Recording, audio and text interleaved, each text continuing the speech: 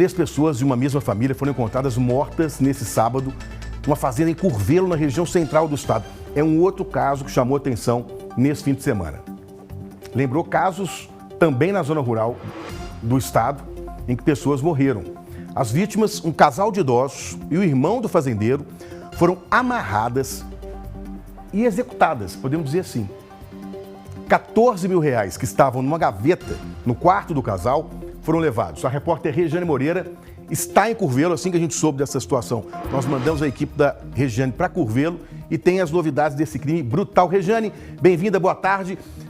A pergunta que a gente quer saber agora, a polícia já tem alguma pista dos criminosos? Bem-vinda.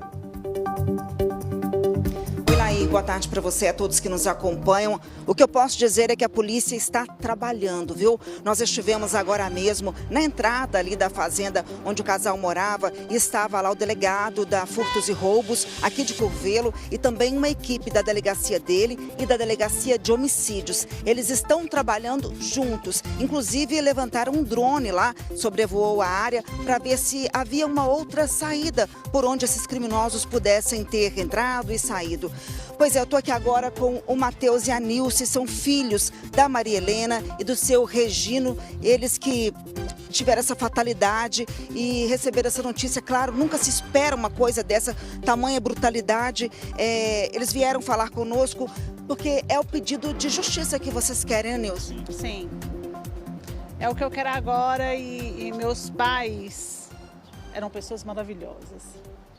Quem não conhece eles perdem. E a gente até agora está sem acreditar o porquê disso tudo ter acontecido, né? Meus pais, minha mãe era uma pessoa que ela tirava muitas vezes da gente para poder ajudar as pessoas. E quando ela veio para cá, eles vieram para cá, foi do mesmo jeito. Vizinhos que às vezes iam para a fazenda lá do lado, ela colhia. Ela cuidava. Meu pai, se tivesse alguém doente, alguma coisa que precisasse para pegar e levar para Curvelo, para cuidar mesmo, ele fazia isso.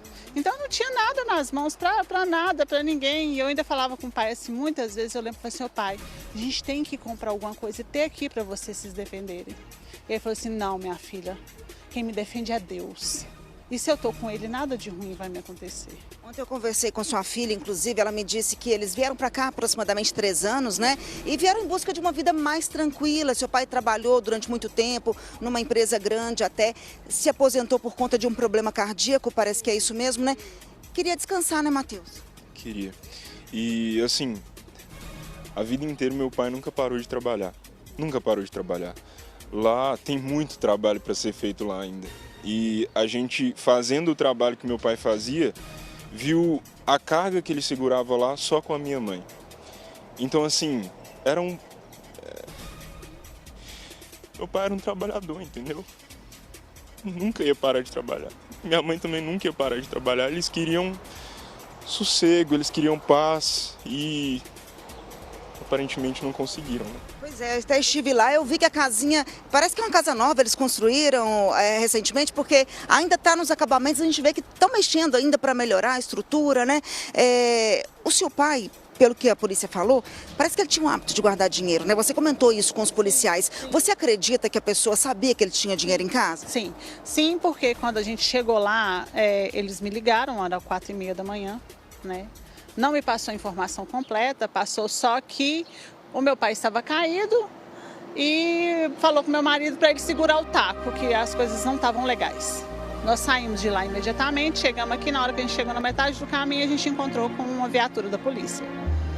E no caminho eu pensei assim, porque eles são trabalhadores, são seguros assim, de não esnobar o dinheiro deles, porque eles sabem o suor que teve o dinheiro deles.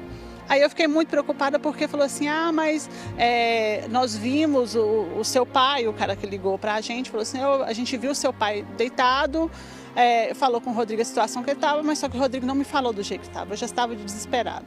Só que aí no caminho eu pensei assim, eles pegaram mãe tinha uma continha em dinheiro no banco, e eu pensei assim, pegou mãe, tá só pai lá e tá com mãe, e eu fiquei desesperada e vim embora, e na hora que chegou lá, que eles falaram que tinha as 3 pessoas. Pai, ele não acreditava muito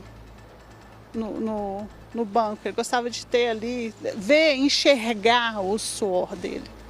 E ele tinha esse dinheiro lá guardado, ele tirou uma porcentagem e me deu para consertar o caminhão dele.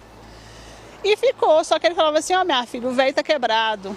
Ô, minha filha, o velho tá quebrado. Mas só que meu pai, do jeito que ele era seguro e o tanto que ele trabalhava, ele não estava quebrado. Ele tinha uma quantidade lá. A polícia passou pra gente que havia 30 mil, você tirou 16 para pagar o conserto do caminhão e ficaram 14 mil reais lá.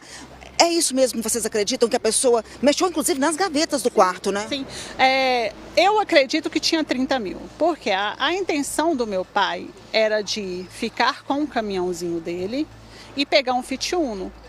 Só que conversas que a gente teve com ele, eu falei que não, pai, que o sonho dele era uma caminhonete S10.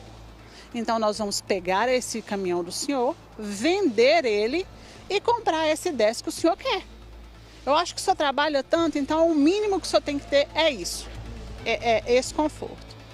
Só que aí ele foi um dia lá para Sete Lagoas, o caminhão dele estragou, esparramou óleo para tudo quanto é canto. E a gente foi consertar esse caminhão. Quando foi consertar o caminhão, o motor já tinha fundido, tinha estragado. Aí nós conversamos de novo, achamos melhor comprar um outro motor e desfazer do caminhão e comprar a caminhonete. Deixa eu só lembrar aqui, Nilson, para quem está chegando agora, não acompanhou, né? Nós presenciamos ontem essa triste cena do enterro dos seus pais e também do seu tio, né? Eles foram assassinados na casa do casal, uma fazendinha aqui no fundo. A gente fala fazenda, às vezes a pessoa acha, nossa, é uma família bastarda. Não, são pessoas simples, trabalharam a vida inteira, moraram lá em Sete Lagoas, moravam lá, depois vieram para cá para ter uma vida mais tranquila. Tem galinha, tem porco, tem cavalo, assim... Gosta da natureza, gosta de criação. E o tio de vocês, ele estava lá a passeio, pelo que me falaram, ou ele morava com o seu pai? E qual era a condição dele? Ele era aposentado por invalidez, se eu não me engano. Ele tinha problema de audição, tinha problema de visão também. Então, assim, ele ficava sozinho em casa, não tem filho, não tinha esposa. Então ele ia para lá para fazer companhia, para ficar um tempo com os irmãos. Ele ia para a fazenda do meu outro tio também, ficava lá um tempo com a família. Então, infelizmente, ele estava no lugar errado, no momento errado. A gente viu lá, inclusive, os lacres que foram utilizados para amarrar as mãos das vítimas. Os seus pais estavam com as mãos amarradas para trás. Imagina, os idosos com as mãos amarradas para... Até difícil, né? Enfim, eles foram baleados. Foi brutal demais, né? A família acredita que é algum conhecido, que é alguém que... Para saber, gente, que tinha dinheiro lá, não pode ser alguém tão distante, né? Vocês têm alguma pista? A polícia já tem alguma pista? Vocês sabem disso? Não. A gente não sabe de nada, a gente está... Toda a informação que a gente está colhendo, a gente está passando para a polícia, né? E não adianta essa pessoa achar que ela vai sair impune, que ela não vai. Não vai porque a justiça de Deus não falha. E eu confio na polícia militar e eu confio na polícia civil. E eu tenho certeza que eles vão achar, porque não existe um crime perfeito. O tenente Rodrigo de Curvelo falou comigo assim, olha, não existe crime perfeito e nós vamos achar esses vagabundos. Só lembrar um dado importante, Laíra, o crime foi descoberto no sábado, quando um açougueiro foi até o local para abater alguns porcos, né? E descobriu o crime, mas, ao que tudo indica, esse crime aconteceu antes, porque a Nilce esperava pela mãe dela na sexta-feira em Sete Lagoas, ela não apareceu, e na quinta-feira a gente tem informação de um conhecido da região que já tentava falar com o seu pai e também não conseguia falar. Vocês acreditam que pode ter sido de quinta para trás? Não, de quinta para trás não. Porque eu conversei com a mãe na quinta-feira na parte da manhã, que a gente tinha o hábito de conversar na parte da manhã, né? E na quinta-feira ela me mandou mensagem na parte de manhã, me falou que ela iria para lá. Na sexta-feira eu mandei para ela uma foto, eram umas 11 horas mais ou menos, de um queijo. Eu queria falar que o queijo que ela levou para mim na segunda-feira a gente já tinha comido tudo, né? Para mostrar mesmo, para esses diálogos que a gente tem. E ela não me respondeu. À noite, no salão, eu estava atendendo uma cliente e eu fui escovar o cabelo. E eu pensei assim, oh, meu Deus, pai, mas mãe não respondeu, eles não são de ficar tanto tempo. Mas o aparelho de internet que a gente tinha lá estava oscilando muito, a internet estava muito ruim. Aí eu pensei assim, não deve ser nada, não. Sábado de manhã nós vamos para lá. Eu só não fui no sábado de manhã, cedinho, às 8, ou na sexta, porque eu tinha aula de 8 às 12. Então a gente ia depois das 12. E se esse moço não achasse lá, quem que ia achar era eu e meu marido e meu filho. Então, assim, ele achou primeiro e me avisou. Porque se fosse eu não sei o que eu ia fazer. E foi falta de cuidado meu, de estar mais próximo, de ligar mais, de estar mais perto. De jeito nenhum, né, Laí? A gente lembra aqui que não foi falta sua, não é culpa de ninguém, é desses criminosos.